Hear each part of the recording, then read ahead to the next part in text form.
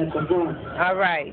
So we had Apple Auctioneering in Opelika, Hardest of the Hard Outlaw Rider Cars Peel Mill. This is 2003 Acura from the Peel Mill and the U.S. Marshal seized.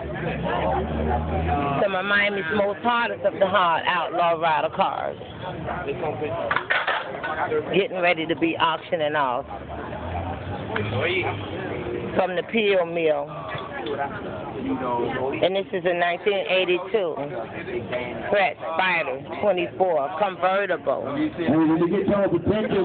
Can I get everybody's attention right quick? Y'all listen to me. If you're parked in my building, you're okay. But if you're parked on the other side of the fence, in front of the main gate, in front of the people next door,